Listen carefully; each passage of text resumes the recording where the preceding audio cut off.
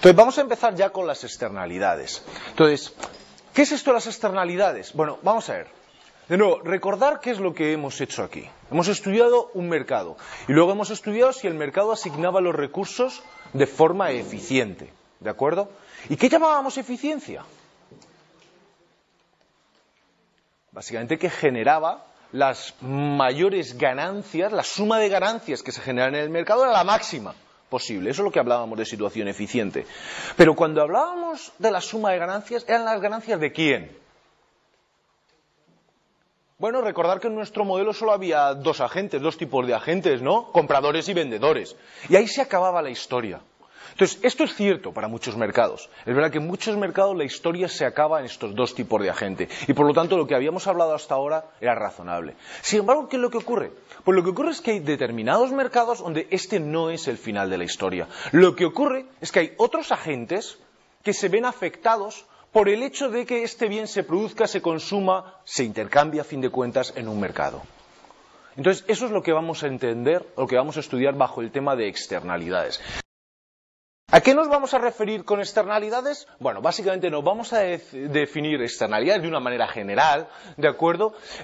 Cuando las decisiones que toman unos agentes afectan al bienestar de terceros. ¿De acuerdo?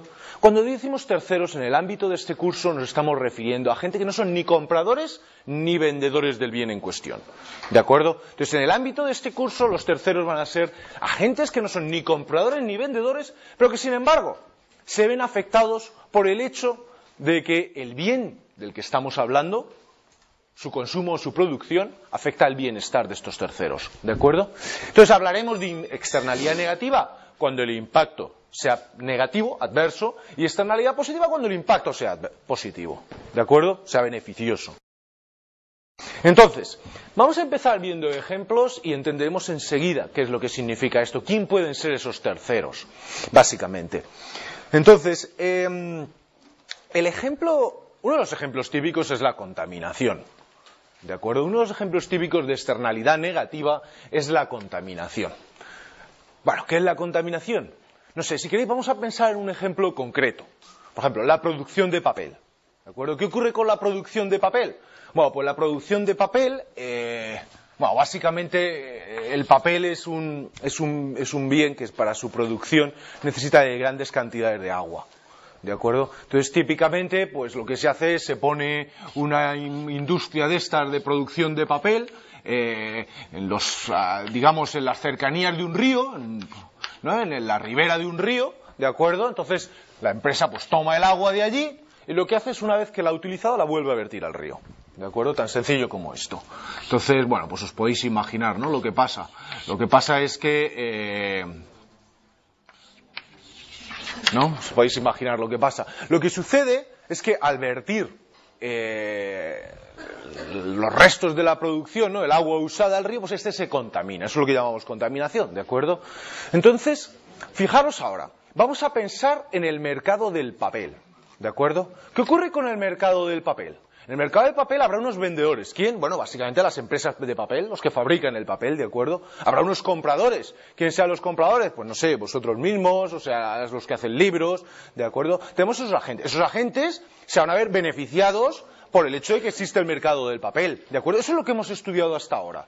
Lo que pasa es que fijaros que en el caso del mercado del papel, este no es el final de la historia.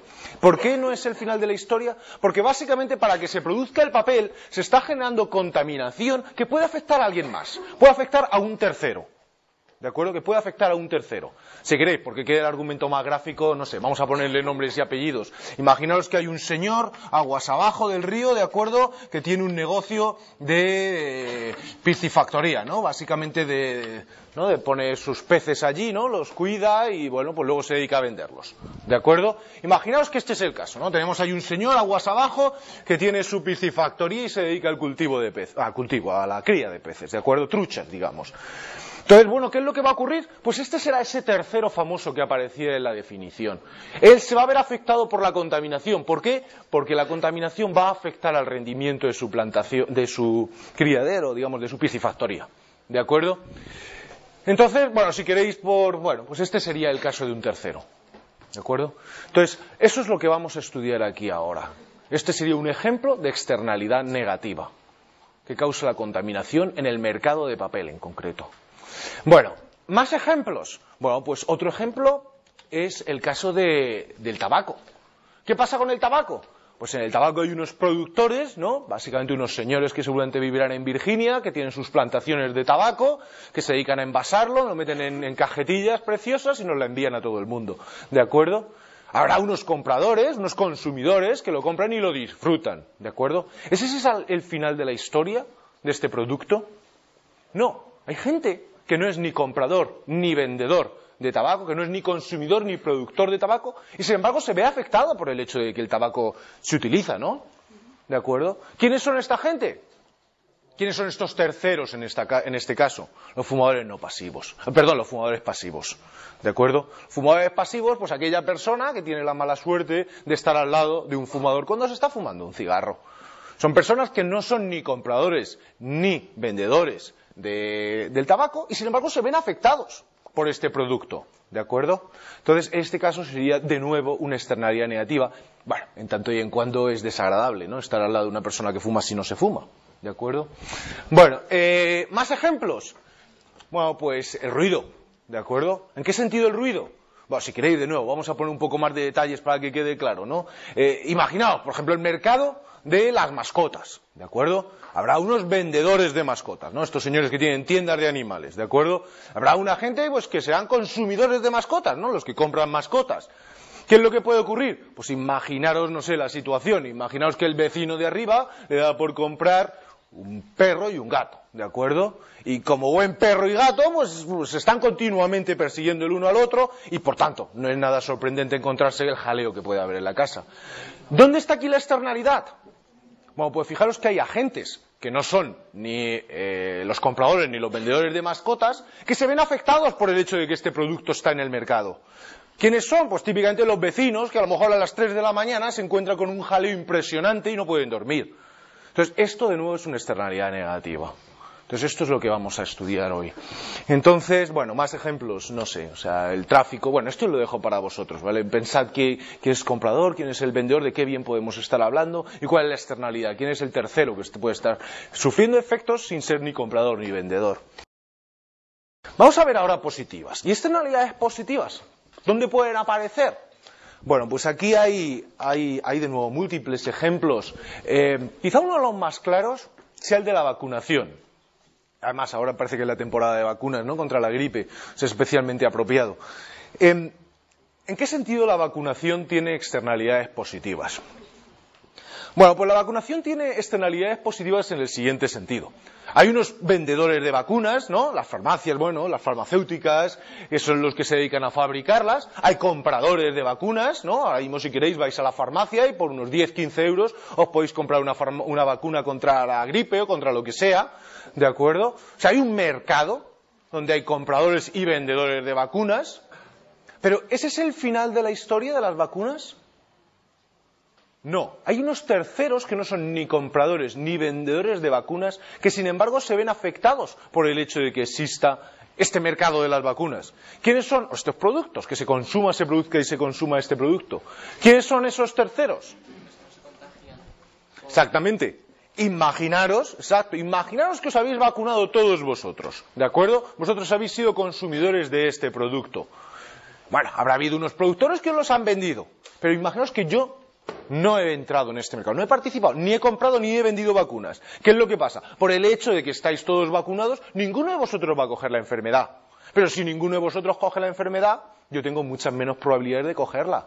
Entonces, fijaros que yo estoy recibiendo un beneficio sin ser un agente que interviene en el mercado, sin ser ni comprador ni vendedor.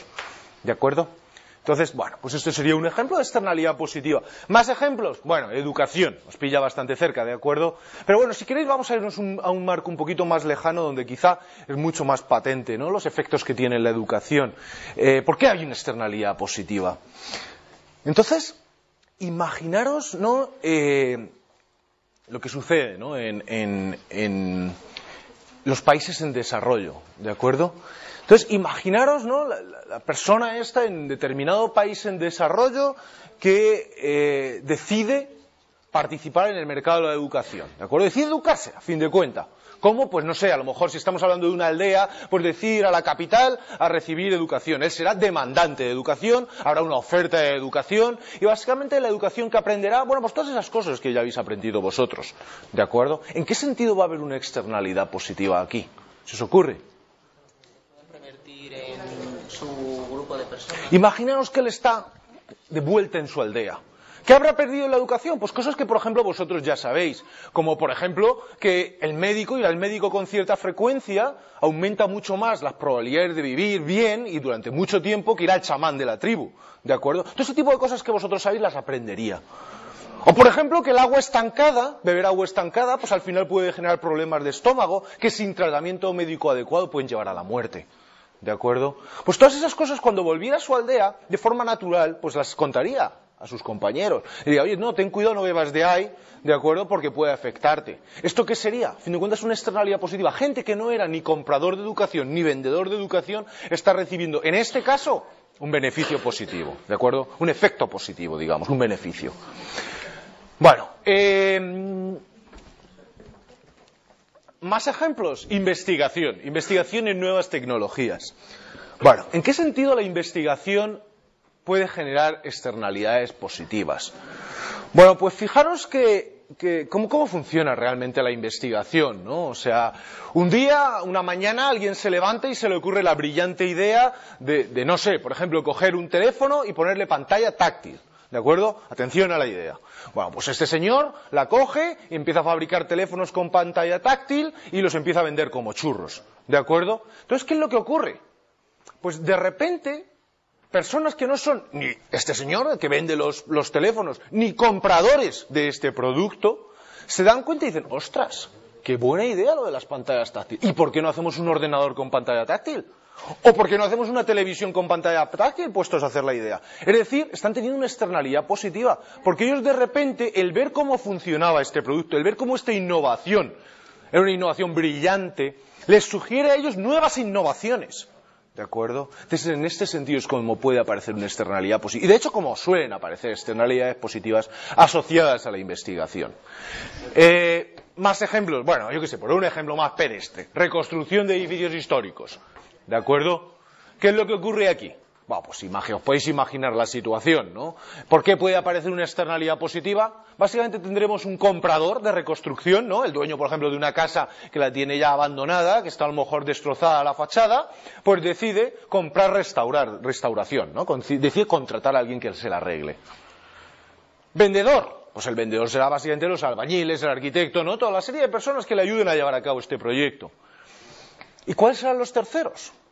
Bueno, pues si uno, por ejemplo, tiene la suerte de tener la casa de enfrente, no es ni comprador ni vendedor de este bien, restauración, y sin embargo se va a encontrar que cuando ellos terminen, va a abrir las ventanas de su casa y se va a encontrar una vista preciosa. ¿De acuerdo? En este caso, de nuevo, tenemos una externalidad positiva.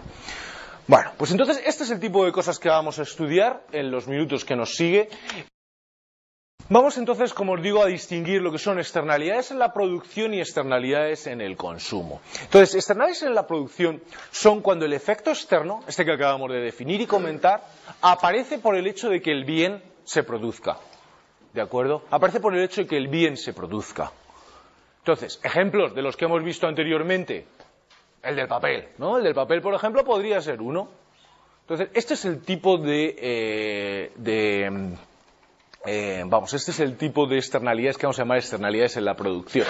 Entonces, fijaros la característica que tiene esto de las externalidades en la producción. Vamos a recordar qué es lo que ocurría en la producción. La producción aquí, hasta ahora, cuando hemos hablado de actividades productivas, al final, ¿qué es lo que nos interesaba?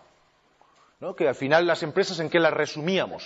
En sus costes, ¿no? Los costes que tienen, ¿de acuerdo? O sea, básicamente eso es lo que nos importaba. Pues fijaros qué ocurre cuando hay externalidades.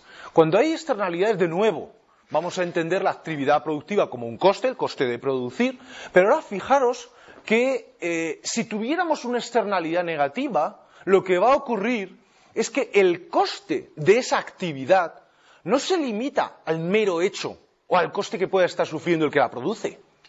¿De acuerdo? Pensad en el caso del papel. El coste no se va a limitar al coste que tiene la papelera. Si queremos tomarnos en serio todos los efectos que tiene nuestro mercado, tendríamos que tener el coste que tiene para la empresa productora de papel y el coste para quién más. Para el de la piscifactoría.